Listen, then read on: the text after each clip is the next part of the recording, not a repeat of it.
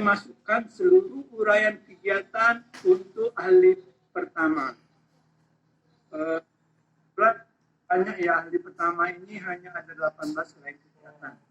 Ada perubahan? Kita awali dengan belum tahu Pak. Ini sebagian besar sama. Kegiatan yang pertama. Sebagian masih sama Pak. Deteksi dan identifikasi OPT, OPTK, OPTP secara morfologis untuk serangga dan cendawan. Jadi khusus untuk serangga dan cendawan. Ini miliknya pertama. Angka kreditnya per spesies, ya, per spesies angka kreditnya 0,03. Nah, ini saya perkirakan saja, ini hanya untuk sekedar contoh. Ini ada 36 dokumen, ya, kuantitasnya ada 36 dokumen. Berarti dalam sebulan itu hanya 3, ya, hanya 3 identifikasinya. Kawan-kawan bisa berubah, silakan aja sesuai dengan kegiatan di UPT-nya masing-masing. Jadi 36 kali 0,03 menjadi 108. Ini hanya sebagai pedoman saja ya, karena kan kita nanti mengisi SKP secara online. Jadi ini pilihan yang ada di dalam jenjang pertama. Oke, yang kedua, melakukan penyediaan pelaksana deteksi dan identifikasi OPT, OPTK atau OPTP secara morfologis untuk serangga dan cendawan. Nah gini, apabila di dalam kantornya itu ada berdua jenjang yang sama, itu boleh berganti-gantian, tapi tidak boleh mengambil butir kegiatan sekaligus 2. Jadi nggak boleh kita melakukan identifikasi, sudah itu kita melakukan penyeliaan pada OPT, OPTK atau OPTP yang sama.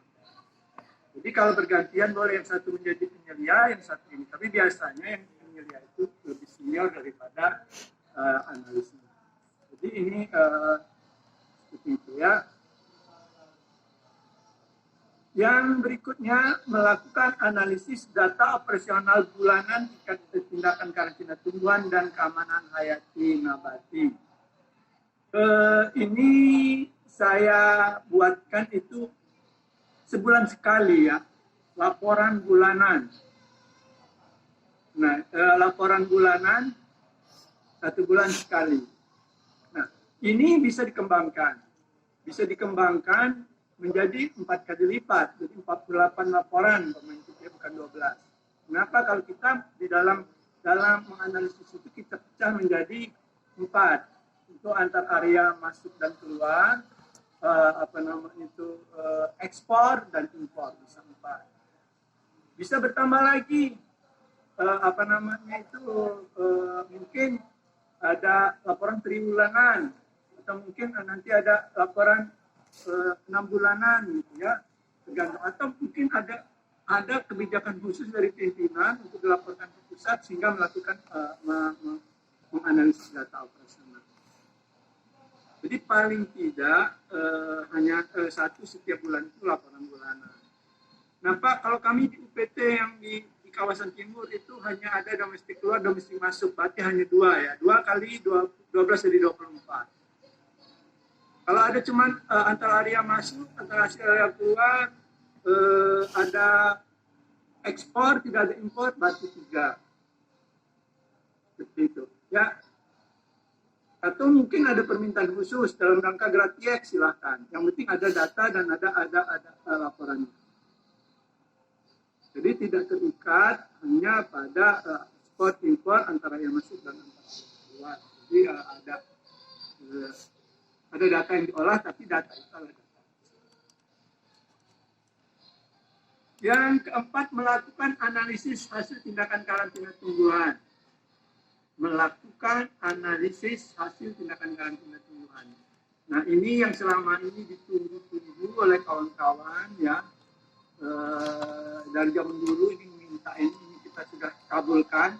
Ini outputnya adalah penandatanganan dokumen ya. Dokumen kesehatan, entah itu ekspor, impor, antar area masuk, antar area keluar. ya penandatanganan dokumen.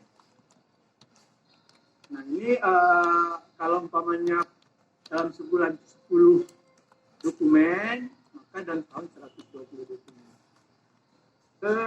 Terus terang, untuk butir kegiatan yang keempat ini terdistribusi hampir ke semua jenjang, ya, terdistribusi hampir ke semua jenjang. Mulai dari pertama, muda, madya, kecuali utama ya, tidak ada penandatangan sertifikat utama. Nah, dengan tujuan apabila dia berada di Yogyakarta ataupun dia ada di UPT kebetulan jenjang pertama, maka dia boleh menandatangani. Tapi secara umum di UPT dimanapun penandatanganan sertifikat itu sudah ditentukan oleh pimpinan. Ya, nah, silakan saja gimana kebijakan pimpinannya. Yang jelas penandatanganan sertifikat itu ditentukan oleh pimpinan. Nah, dalam hal ini kita jangan hanya menandatangani sertifikat saja, tapi kita juga harus, kenapa kalau kita kasih istilah analisis, kayaknya kalau kita sebutkan penandatanganan sertifikat saja, itu tidak ada unsur kompetensi di dalamnya.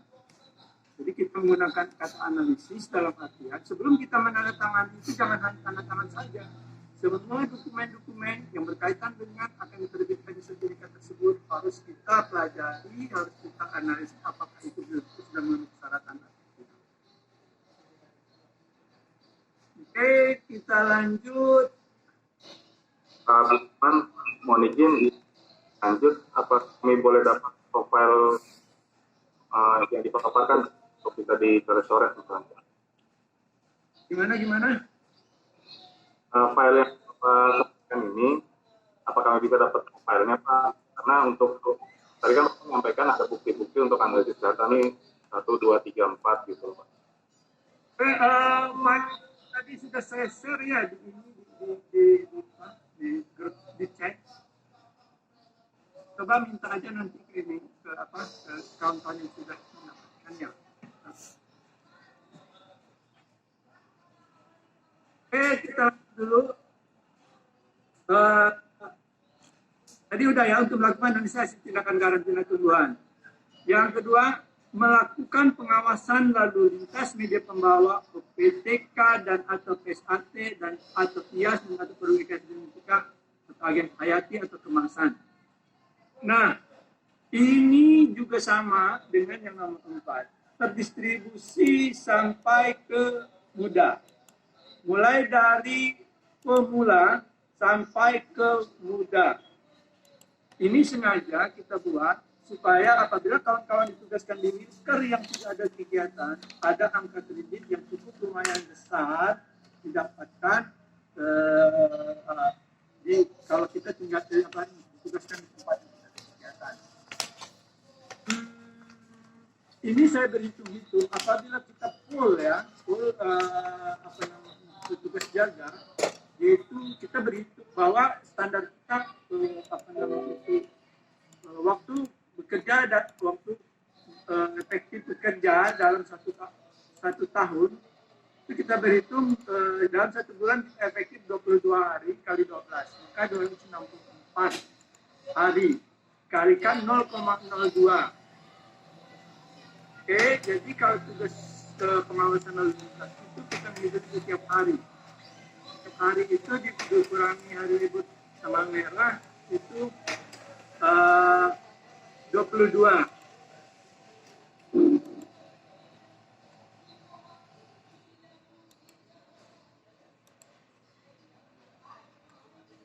Jadi 22 hari per bulan kali 12 jadi 264 hari.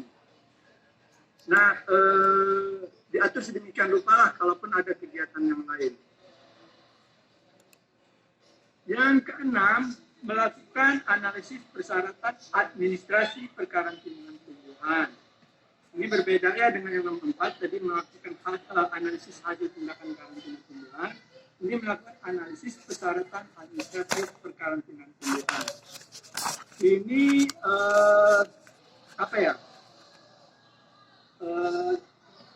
dulu disebut dengan verifikator ya, verifikator persyaratan administratif dulunya ya, tidak ada sedikitnya untuk di ahli. Jadi ini tugasnya memverifikasi persyaratan administrasi, kelengkapan administrasi. Oke, lanjut.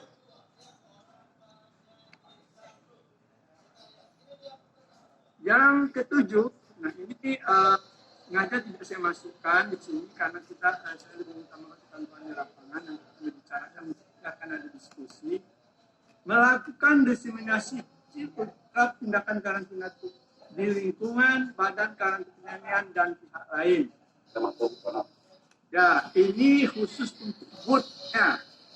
Untuk booth, ya, ini melakukan diseminasi hasil uji terap di lingkungan badan karantina pertanian dan pihak lain. Jadi sengaja kita buat dan pihak diseminasinya tidak mesti hanya untuk badan karantina. Jadi pihak lain, kemarin kita menggunakan sekolah, perguruan tinggi, atau dunia. Nah, diseminasi itu tidak bisa dalam bentuk seminar, tidak bisa dalam bentuk pelatihan-pelatihan, bisa juga dalam bentuk kita kunjungan-kunjungan yang kita masih berkaitan dengan perkarantinaan. Ini mungkin bisa diperkaya ya untuk kawan-kawan di booth, karena kita pahamlah di booth itu Yang ke-8, melakukan pembahasan di deskripsi OPTK, OPTP, foto, brosur, leaflet, bahan layang, dan face data. Nah, awal penyusunan dari waktu kita penyusunan rangkaian kegiatan jabatan fungsional ini, itu kita sudah sepakat dengan Menpan, BKN, dengan Biro Oke bahwa tidak ada pengembangan profesi. Tapi terakhir ada pengembangan profesi. Cuman sudah terlanjur masuk, akhirnya kita masukkan dia menjadi butir kegiatan. Ya, jadi butir kegiatan. Jadi silakan ini kalau kawan-kawan mengambil, tapi ingat saya katakan tadi bahwa khusus nomor sesuai dengan program kerjanya, UPT-nya masing-masing. Kita boleh membuat deskripsi OPTK, OPTP, foto, grafik,